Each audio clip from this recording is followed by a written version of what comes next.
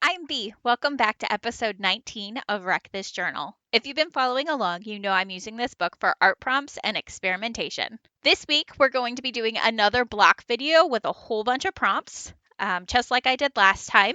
I personally am enjoying this format a lot more than doing a couple pages each week, and it seems like y'all like that format more as well. And so this is kind of a win-win for both of us, and we're just going to do this going forward. If you do want to see the next block, it's going to drop in another 4 to 6 months, or basically when I get the next 30 or so pages done. So when I get all of these done, I'll do another drop, and then I'll do the rest of them and do another drop, and then do one where I'm binding the book. So the first thing I did is I cut the book in half. The reason I did that is, as you can see on the spine, there's this small amount of spine left here. When it was connected, it was limiting the amount of art that I could do on a page. I really didn't like that, so I just cut it in half, and now I have two parts, the first half of the book and the second half. When I bind it, the plan is to bind it all together, so it will be one massive book.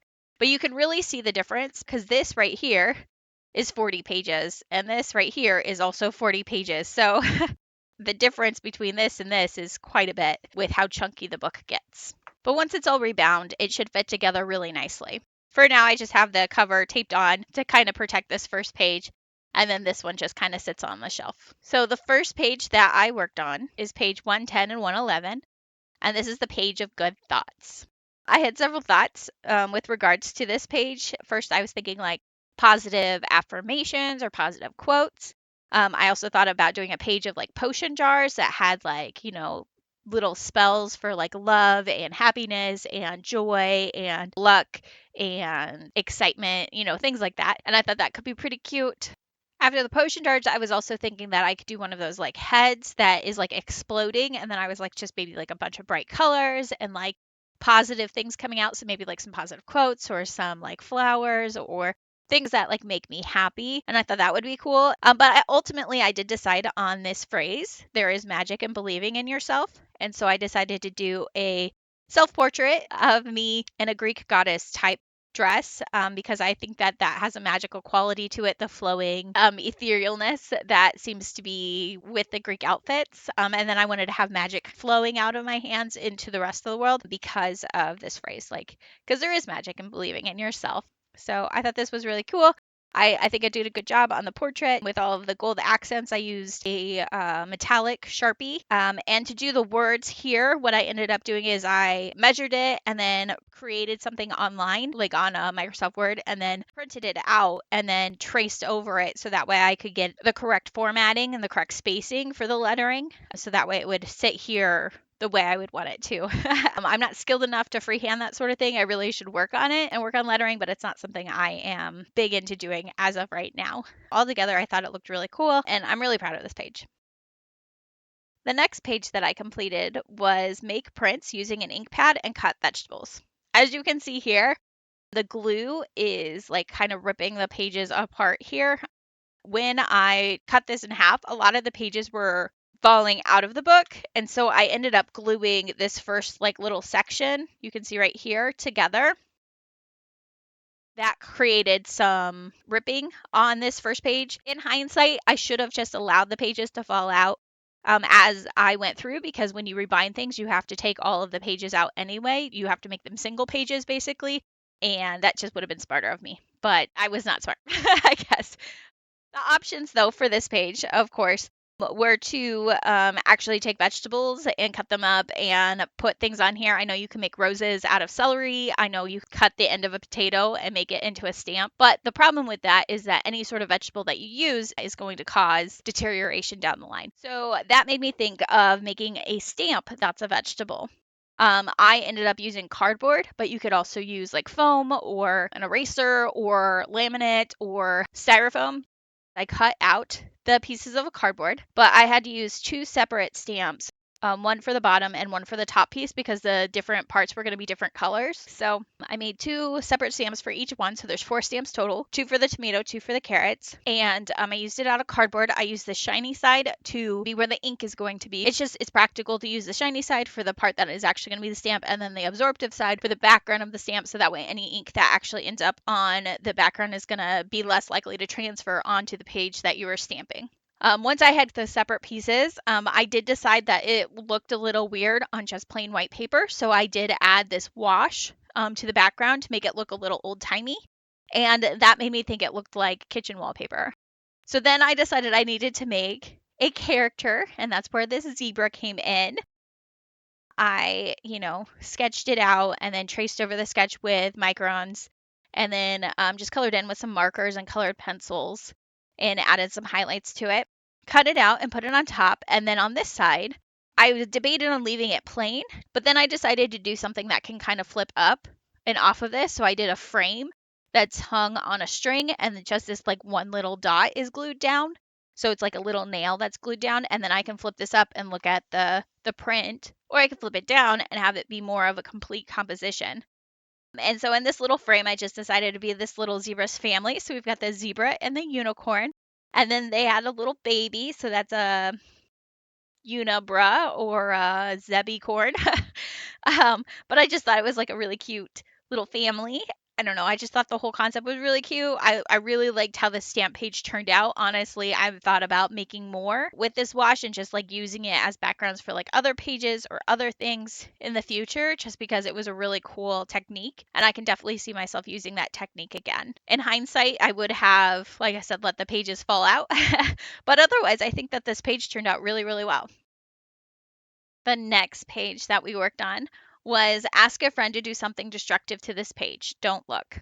So I could have asked a friend, but I definitely did not do that. I ended up going online using a computer selector spinner, and I added 7 prompts. So rip it, burn it, get it wet, graffiti on it, cut it with a knife, curse it, or give it to the pups. And then I just let that spin, make the selection. It landed on graffiti on it. So that's what I did. I started with the brick wall, and to do the brick wall, you start the mortar first, and that's just with a white crayon. It's really difficult to see the white crayon on white paper, so I did have to use this like mini light to see like the shine versus the matte on the paper, because that's kind of the only way you can see it. And I still messed up even with using that light in a few spots. After that, you do a wash of like a red-brown color. While it's kind of so wet, you want to add washes of like yellows and reds and more browns, and like when it's wet, it's gonna blend out really well when it's wet on wet. And then that makes this like different dimensions to the bricks. And then at the very end, after I added all of the characters, I also went in and added individual bricks. And I think that like the whole thing, the bricks,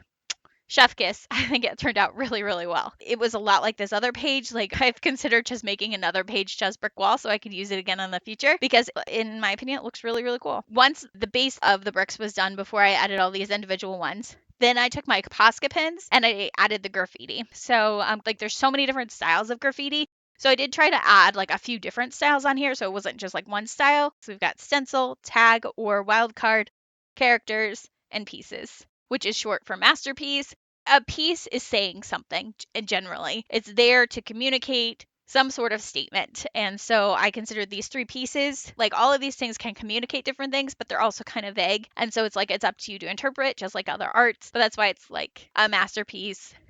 Call it a piece because it's saying something. And then there is one that's called characters, and characters are just characters. Like they aren't necessarily trying to express anything.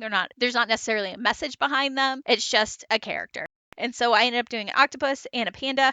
The octopus is for the octopus that's on the side that you can't see anymore. The panda, obviously, is because panda prints. And then this little monster is like one of my own personal characters. I obviously copied the instructions and glued them on top of the pages here and tried to make it look like it was sprayed on there a little bit. And that's what all of the drips and stuff are for. When I sealed in this page, it did make my white Posca like translucent. So like this area where I had a thicker white Posca and this one where I apparently only did 1 layer, like you can really tell the difference, especially in person. Like this is like almost tan now. And then right here where I did the highlights, this used to be white and now it's like this pink color. So I don't know what it is about adding the Mod Podge. I just use this regular old matte Mod Podge. So that was interesting to discover. The next page is Write Carelessly Now. So the options for this page, I thought of like, what's something that people do that's careless? And I kind of tried to run with that word to begin with. So I was thinking like running with scissors or ignoring warning signs. So like, watch out, it's hot, or caution, wet floor. So I was playing with those ideas first, but then I came across like a cat on a keyboard and I was like, oh my goodness, that is exactly how you write carelessly, is that your pet writes carelessly for you. And so I have a lot of cats done in the first half of the book. So I decided to go with a ferret because that would definitely be wiggling around on somebody's keyboard to get attention. So, and I wanted it to be like a pull tab where you could pull out the words where it's like somebody was typing a story. And then when you pull it out, then it's just like a bunch of like somebody just wiggled all over the keyboard. The first thing I did is I created the character. One of the ferrets' personality is like, hey, come play with me. And then the other one's like, I'm being helpful. I obviously watercolored and like colored in the characters, did the inking and all of that stuff. And then I cut out this window. I measured the window and then I printed a strip of text that was going to fit inside of that window. I cut it to size and then I added a pull tab to it. I added these purple guide strips to kind of keep it in the window so it goes straight up and down. I added a red stop tab on either side to prevent it from coming all the way out. That way it will stay exactly where I wanted it to be. The only difficult part about that after you add those stop tabs is that you have to be careful about where you glue. So it has to be like on just the very edges. So that way it doesn't get stuck into the glue. I didn't seal in either one of these pages because I would have to seal around it and I was worried I'd get glue in here. There is a little bit of rub off from this watercolor onto this side, but we'll see how it goes. If it gets worse, then I might just seal this part just so there isn't any more rub off later on. The next page we did was glue random items here. I was like, you know what, this is just going to be a collage. So what I did is I copied the instructions because I figured I'm going to be gluing the instructions on top of the collage, and then just got a whole bunch of supplies out. I considered a bunch of different types of collages. So like there's same shape collages, there are color collages, and then there's like collages where you cut out each item and then you put those together. I'm sure there's other collages too, but those are kind of the three main ones that I'm aware of. And so I did kind of consider all of those. After I got all of my supplies out, I noticed that I had a bunch of butterflies that were already cut out from magazines. So I have butterflies from Jewel magazines, I have a butterfly from Stamp magazine, and then a butterfly that I cut from an amoeba from a science magazine. And then I cut butterflies from a bunch of other things. I got butterflies from a book. These are from star confettis that I cut into butterfly shapes. This is tissue paper. This is yarn. This is felt. This was a couple stickers. These are from jewelry magazines too. So I wanted a butterfly from a bunch of different sources. And then for the background, I used a calendar and I just glued that down. The problem though is that it was glossy to begin with. So I had to like make the glossy matte. And so I took this tool and I glued the white tool on top, and then that made it go from glossy to matte. It also added this really cool like texture to it. And then the next page I completed was this page. Tear this page out, put it in your pocket, put it through the wash, stick it back in. Obviously, I could have actually followed the instructions, or I could do what I did, which is make art based off of washing. I debated on doing a washing machine or something with a laundry line or something with like an old laundry board, just something that would have washing to it. The washing machine, I did consider doing something kind of like the snow globe, only putting like little mini like socks and like bubbles inside of it because I thought that would be really cute. And then I was like, well, I kind of already did that with the snow globe, so I opted to do something like this. This opens up and then this spins. And I think that's really cute. To do this, I drew out both sides. For the side of the characters, I ended up doing piglets. One is doing laundry and one is just sitting on the laundry. And I just thought this one was so cute, like a little baby piglet. But on this side, to do the door, once I had finished coloring the washing machine itself, I colored the inside of this. And then I took the grommet, and to do that, you cut a slit in the circle, and then the bottom part, you have to poke a hole so that way it can spin and not have a problem. To create the door, I used 2 pieces of cardstock, and I cut circles and then cut circles in the circles, and then glued a piece of plastic in between. And so that way it would have that shine to it. So that way it gives a little bit more depth to the artwork. Added hinges to it. You have to make sure the hinges are glued behind the circle so that way it doesn't impede the spinning of the circle, and then glued to the back end of the door, and then this way it opens and closes. I decided to have it open and close this way. If it's open and I try to close the book, it's going to automatically close. So that's what I ended up doing. Ultimately, I think it's really cute. I think it's a cool interactive page with the spinning motion. The next page that I completed was cut through several layers. So the option for this was obviously cutting through several layers of the book or cutting through pages that I'm adding to the book. I obviously did a little bit of both. I cut through several layers to this. where I added it, and I created this template on my computer program, and then I measured it to size and printed it out to size, and then I used those as templates to trace around to cut into the different pages. So I used a white page, a pink page, purple, a yellow, and a green for the background. Once they were all cut out, well, then I stapled them together and glued them into the book, and then I went back through and added color pencil to each layer. So I have a light blue, a red, a dark blue, an orange, a dark green. And that's just to add like a little subtle depth to these because I didn't want it to be like really harsh, like black outlines or anything like that. I think it turned out really, really cool because you can flip through the pages here, but you also have this artwork on the outside. On this other side here, I found this page on Pinterest. It was created by Zess Steenen. And as you can tell, I basically just copied what she did. I cut it out in the same general area. I used kind of the same ombre. I did a yellow to blue. Hers had purple in it. Hers is like around a planet. Mine's around the words. Hers dots are like the same colors as the colors that are around it. Her angles on these shapes are a little bit different. They're like thinner. But overall, you can definitely see that I basically just stole this concept from this person and put it into my book. I personally don't think there's anything wrong with stealing concepts from other people as long as you don't claim them as your own inspired idea. And this obviously was not. So shout out to Zess Steenen. Her link is in the description. One of the things I didn't like about hers is that they have characters behind their artwork, and I thought that was really distracting. It could be something that they really liked about their artwork, but personally for me, I thought it was distracting. When we get to the next page, I took special care to make sure that there wasn't anything behind it besides like more stars. On the next page, infuse this page with a smell of your choosing. Obviously, I wanted to take into account the holes, like I said. So I didn't really want to have anything on this side besides the watercolor and then the little gems. So this watercolor page originally was just behind this page, so that way it could be flipped through. It was a page that I added. So I ended up copying the infuse this page with a smell of your choosing, and then I just glued the watercolor page on top of that page. I cut it out and angled it so that way it would hide behind the words of the other one. And then I cut out a separate page that would fit in this like empty open space here to draw on. And there are a couple of different things that I could draw on there. I ended up just drawing a perfume bottle because it was something simple, and I sprayed the page with perfume, so it does have that little bit of interest to the page just because of the burst of fragrance you get when you open the page. But there aren't any characters on this page, so if I were to change anything, I would definitely try to add a character in here somewhere, maybe holding the perfume or something. But overall, I think the perfume bottle turned out pretty cute. I tried to focus on making it look glass and clear, and then try to make the gem look like an actual gem and not just like a stone or something. I also added these like little watercolor flowers, and I thought that added like a little aesthetic to it. I kind of wish that I had taken the time to add a few watercolor flowers that would have been hidden on this side, so they would still be hidden behind these little spots, but I didn't do that, so c'est la vie. A couple things I would have changed, but otherwise, I really like how this page looks, so I'm going to embrace the simplicity of this page. The next page that I completed was color outside of the lines. For this page, I did draw up some concept art.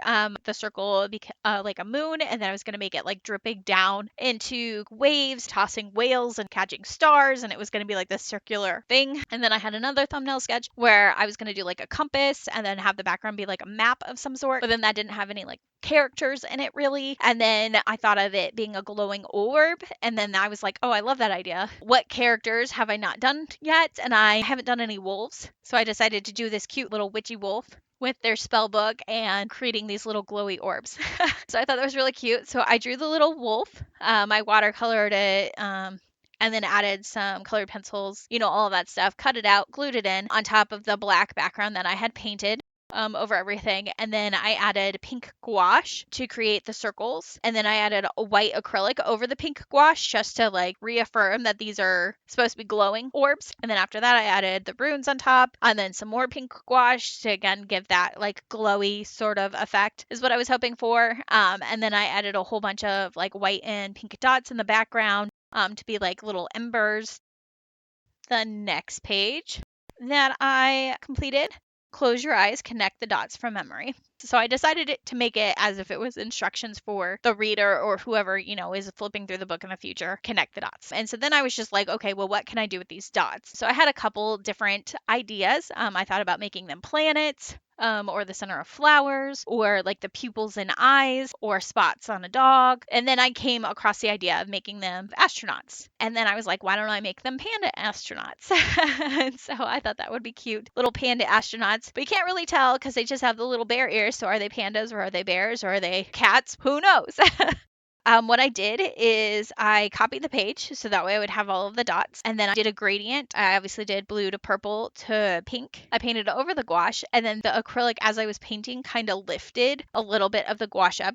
It added a lot more depth, I want to say, to the white acrylic that was on there. It also kept the color scheme of the lift with the ombre. So I decided to do an outline of the astronauts with gouache again, and try to kind of consider like where they're at. And then I did test out just adding highlights to the circles that I had already gouached over. I did like that, but I also liked the higher contrast with the circles that I had copied. So I cut them out and glued them on and then added highlights myself. And then I went back and used a Posca marker to rewrite the instructions, and a dark navy pencil to like just add a little bit of a scribble outline to the outside of these pandas. I added some metallic stars in the background using a metallic marker, and then it was kind of completed, and I just thought this looked really cute. I like the idea of panda astronauts. So, yeah, this is probably one of my favorite pages.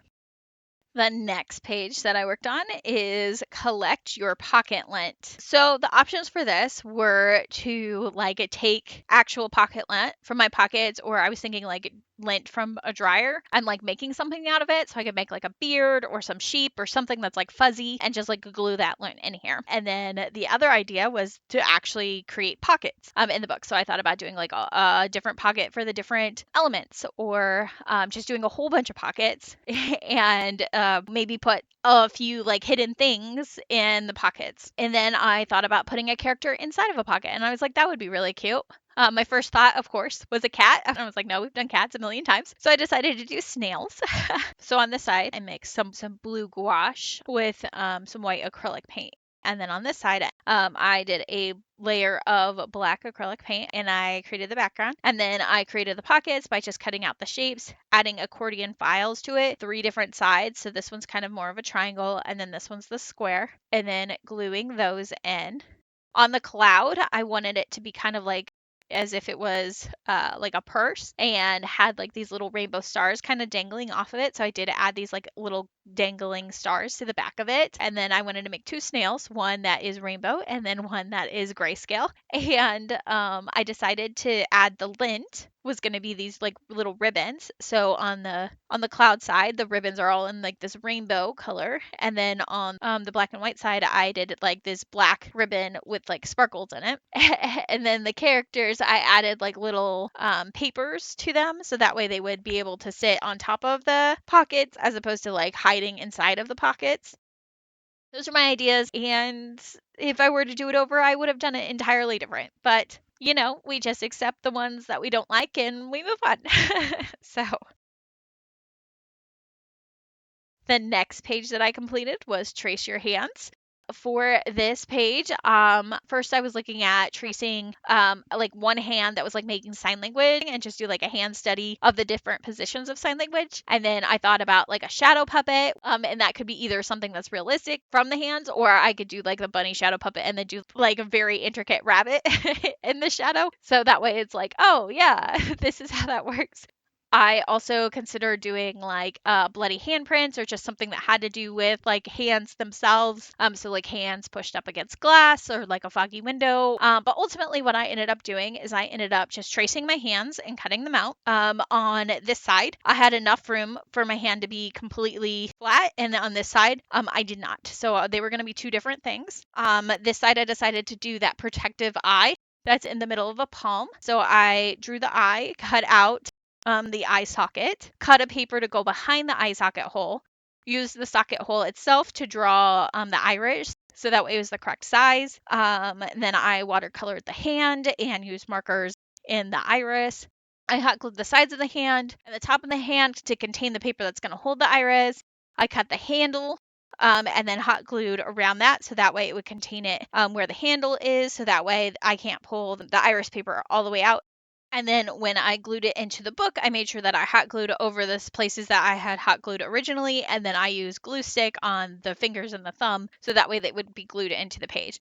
On the other side, I have the traced hand, and then I folded it so that way I would have the joints of each finger and then kind of where our hand folds. And then I watercolored the front side and then the back side. First, I watercolored them the same, and then I was like, oh no, the back side of a hand looks different than on palm. So then I had to fix that and then add like the nails and stuff. And then once that was created, then I decided I was just going to do like an origami flower. So I just looked up an origami flower, made that, but the origami flower had like a leaf on it, which basically wouldn't fit inside of the book with my hands holding it. It just didn't work. So I cut off the leaf and then I used that for the staple of the bottom of a flower, and I ended up just gluing that on, and then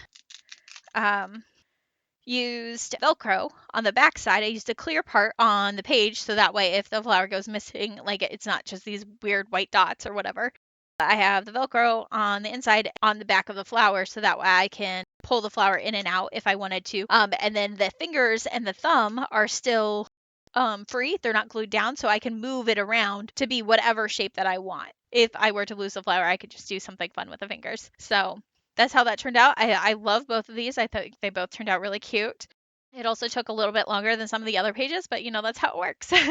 And yeah, so there's that. The next page that I completed was this page, Draw with Glue. The options for drawing with glue was to like draw a picture with glue, adding different colors of glitter.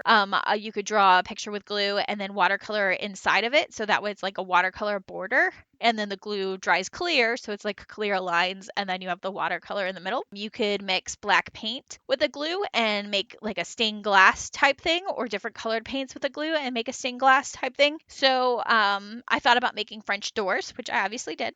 Originally, when I made these French doors, is I just cut out the paper. I mixed a black acrylic with Elmer's glue, and I drew the muntins, which are like the black lines between the panes. Oh, and then I filled the individual panes with white glue, and I kind of stirred it so that way there would be these cute little bubbles and like texture and stuff, so that way you could kind of see that once it dried. But once it dried, it looked weird. The muntins had like spread out, the little diamonds that are in between the muttons to like connect them. It didn't look good. I didn't like it, so I ended up creating just two plain glue windows, and that's just two really big rectangles with glue, and making sure that I stirred it a lot and added a bunch of squiggles and stuff, so that way I would get all of these really cool bubbles and all of this really cool texture. I don't know how well you can see that texture in there, but in person it looks amazing. Like all of these like lines and textures and stuff and all of these cute little bubbles. It looks just like a frosted glass window, in my opinion. So I ended up doing that instead. For the background, I just wanted it to be like the French doors opened up into the countryside. And so I decided to use gouache to paint the background just because I have less experience with gouache and I just wanted to try it out to paint something. And I painted this happy sky with the little fluffy clouds, flower fields with this cute little path, some cute little duckies, a pot of flowers where the draw with glue like instructions was. It kind of looked like a flower pot, so I decided to make that like a flower pot with a bunch of flowers in it. And then I ended up like rewriting over the instructions because after you do the gouache, it kind of dims them. So then I just rewrote over them, so that way it would be clearer. Added some colored pencil details, and that was the background. On the edges, I just kind of left a little bit of space so that way I could glue down the edges of these doors. Which I obviously just colored with some colored pencils just to add like the texture, like the door frame and the little door kicker thing at the bottom. And the glue itself, once it was dry, I kind of like laid it out, cut it to size, so that way it would just overlap like this 1/4 of an inch, and I could just glue it in with some hot glue and have it stay.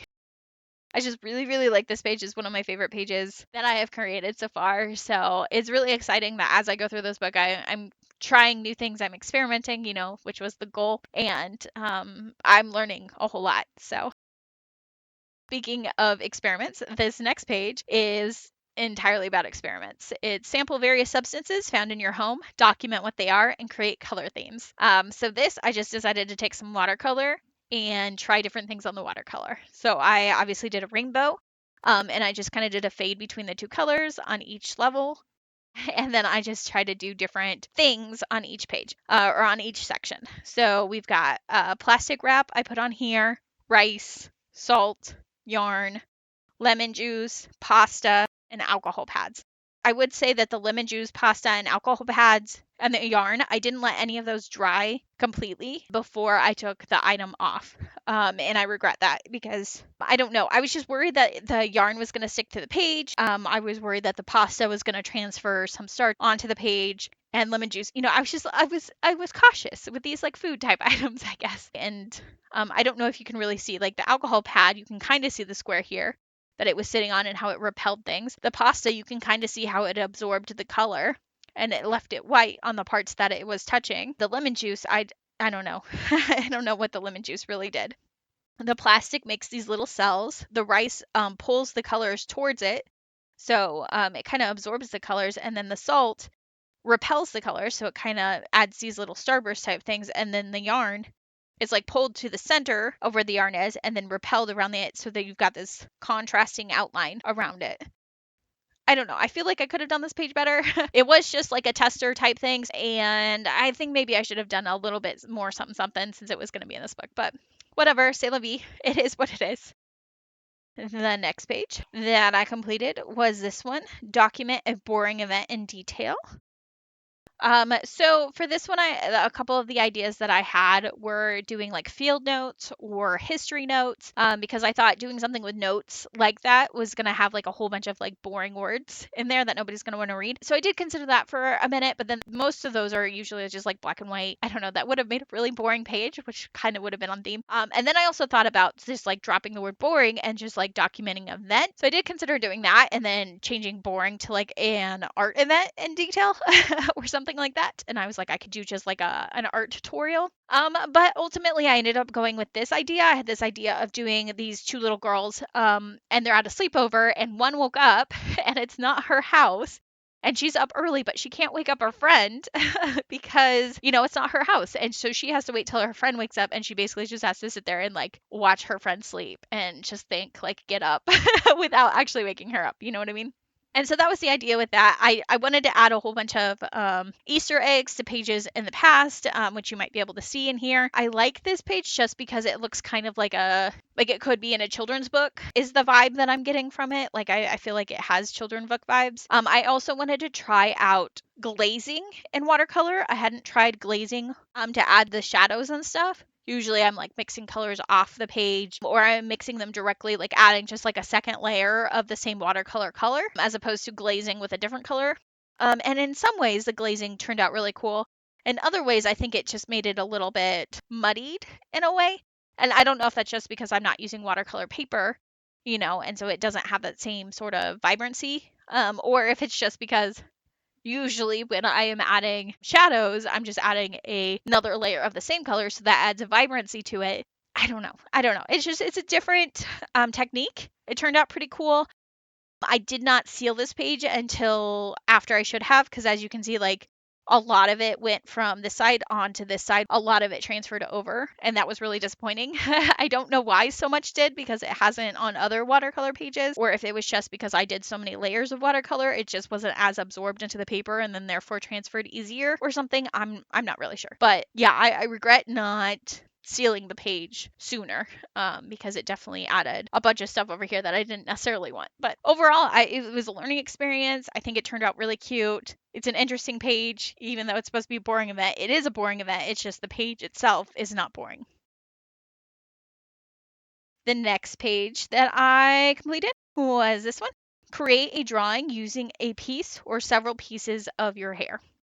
I had so many different ideas. I could do a hair study. I could use thread or actual hair or fake hair like doll hair.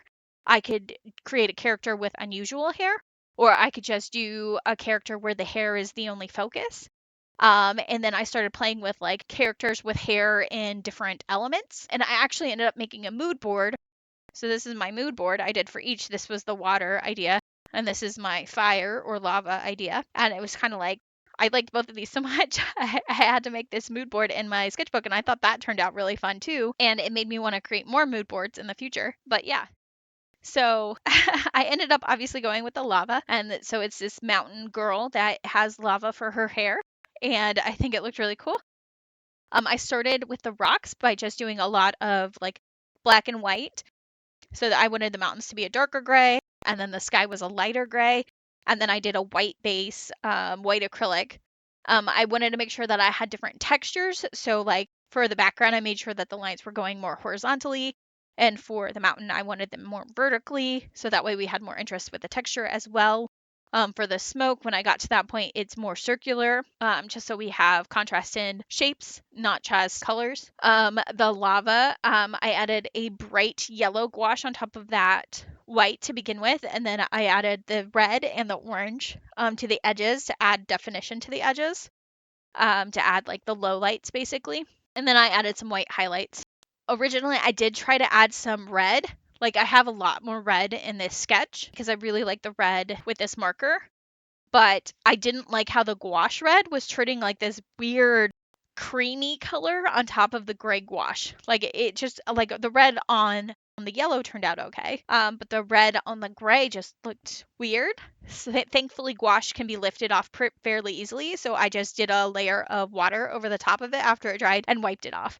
And so that worked out actually fairly well because it did add a little bit of like a burnt orange kind of color to the rocks in different areas, but the red that I had wanted did not, unfortunately was unable to happen with the gouache. So then I went back in with some red color pencils and red markers and then tried to go over it a little bit more, just to add a little bit of depth to some of these areas, and you can kind of see it. And it turned out okay, but it's not exactly like fire engine red that I was hoping to get. And then I ended up using colored pencils to again add these like circular scribbles to add the smoke. And I took a blues gray marker and I colored around the smoke. And then I just used my finger and just kind of smeared it while it was still wet. So that way it would be very hazy. And honestly, I think it turned out really well versus in this one I had clouds and I added the texture to the clouds. I think the smoke along the lava adds more contrast to it, and I think that adds a little something more than the clouds would have. So I think it turned out really well. Obviously, I had to rewrite the words again. I almost always am either repasting the instructions or rewriting them on top of where they were originally because I covered them up. But ultimately, I really like this page. I think it's a really cool concept. A big fan of the mood boards. Something I'm going to do going forward with my own sketches and stuff, when I have different ideas, like just play them out a little bit because that was really fun. And I guess just see where it goes. This next page that I completed, glue in a photo of yourself you dislike, deface. So for this one, obviously, I think the idea was just to put it in a photo of yourself and then graffiti on it, like you would do in a, yearbook or something like that, adding mustaches or crowns or stars or little hearts, like yearbook style was what I was thinking. But I decided to take deface literally and I removed the face.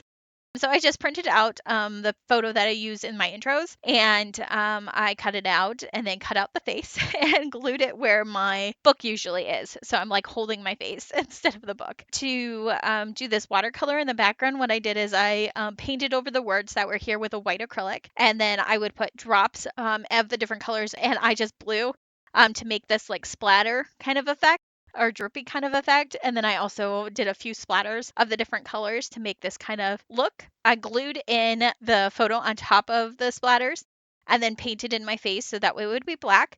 I decided that the face needed something a little bit more, so I did add a gold outline to where my face was, and then around the part of my face, kind of like it was a mask and like this is the seal, like this is where this goes kind of thing. And then I drew little Polaroid pictures down by the instructions and then deface them like I assume the instructions had wanted previously, just to give it a little bit more something down here because I felt like it was lacking. And then for this other side, I decided to create a character that, of course, didn't have a face. So this is a self-portrait of sorts, but instead of my face, it is a paint palette. And I don't know, I think it's called Weird Core online, but it's very cute. I used markers. Obviously, I used some contrasting colors in the background so that way it'd be a little bit edgier, I guess, because I feel like this kind of art form is a little bit edgier. So I have this weird like neon green plus blue plus yellow like background. And then I added it down here by the instructions just so we would have a little bit more balance because those colors are really clashing with the rainbow that I had before. But yeah, I think it turned out really cute. They're definitely interesting. It's definitely something that I would not have tried if I hadn't had a prompt to like go out there and see what kind of faceless type artworks were out there. So the next page. Draw lines using abnormal writing utensils dipped in ink or paint, stick spoons, twist ties, combs, etc. And then I added a little note here that said I used a leaf, a toothbrush, note cards, and a plastic jar. This is what I created, obviously. What I did is I ended up trying to recreate like this leaf painting. I'm sure if you've been on Pinterest before, you've seen it. And so I was trying to do that, but without any brushes, right? So I used the index card to do the black background, and I actually really liked how the index cards spread the ink or spread the paint. So I may actually use that in the future. And then after that, I watered down some white acrylics, used a toothbrush to paint on the back of a leaf. I pressed it to the paper, and then I used the plastic jar to like roll it over so it would flatten out. And then that's what gave it the texture. Because if you just put it down and then you pick it up, it like doesn't add all of the veins and stuff. And I just repeated that a bunch of different times for the first layer. And then I used a hair dryer to dry it because it needed to be dry completely. And then I used a new index card and I added a layer of color. And so the first layer was purple. And then I did another layer of white leaves, another layer of blue, then a layer of white leaves, and then a layer of pink. I could have just left it at that. And I think that could have been pretty cool. It's like just that leaf painting, but I didn't stop. I did not stop. I should have stopped there. Did not stop there. I was too focused on making lines, and I had this idea of doing the leaves and then doing the lines with spider webs. And I just didn't let it go. And I should have let it go because it looked really cool. And then I added like the gouache, extra gouache paint down here at the bottom just so it would pull it into the instructions. I rewrote the instructions and then I used the back of the paintbrush to write the word abnormal. And then I tried to do the spider web, and I feel like that just ruined it. And I think if I had just left it here instead of letting it go here, it would have been pretty cool. But you know, c'est la vie. It is what it is. We're moving on. The final page that I completed was this page. Fill in this page when you're really angry. So for this page, I could have followed the instructions, did a bunch of scribbles or paint splatters or whatever. So it would have just been some sort of abstract, and I didn't want that. So I also considered doing angry body postures and doing like a study of that. And then I came across the angry cat. And I was like, I should have an angry cat and then like an angry person or an angry character. And then having something that she would normally use. So, like, this is a meat cleaver knife. So she was cooking and she's got blood on it. Is that food blood or something else? We don't know. And then this angry cat, like, he was like, yep, I'm here for it. And he's got little bloody paw prints and it's only on his front paws. So, he didn't like walk through it. He like got his hands dirty. He was helping out. And so that was kind of the idea. I also kind of like the idea of throwing a little bit of Frida Kahlo vibes in here, which is why I did the sunflower because, everyone talks about her anger and what a passionate person she was. I did consider giving her a unibrow, but then I thought that would be difficult with the angry eyebrows. But then I messed up her eyebrows anyway because her eyebrows should have been lower. And I did them up higher and it just looks freaking weird. Like I really need to fix them, but I'm not exactly sure besides like just extending them downward and making them huge eyebrows. Like I could just I don't know. But anyway, moving on. My angry cat, super cute. The background, I ended up using that salt technique for the background texture, and it turned out okay. It's not my favorite. It's not my least favorite, but I think that the angry cat is the star of the show. I mean, she's cute too. If you ignore that, she's pretty cute. Yes. Either way, and I wanted to do the green background because I was thinking of Clue and murder mysteries, like dark wood tones, dark green wallpapers, like dark academia vibes make me think murder. Obviously, I copied the instructions again and I put them on top just with like a little layer of watercolor on there just so it kind of blends in a little bit better. And I did do a white highlight around the characters because the dark green was so busy with that texture. Maybe if I had left the salt out and just done the darker green color, maybe it would have been fine. I'm not really sure. I think it turned out pretty cute ultimately at the end. And that is the last page that I have completed so far. We completed all of these today. And if you subscribe, then or if you get that notification, then you'll know when I have a new full-length video as well. But otherwise, that's a wrap. Bye.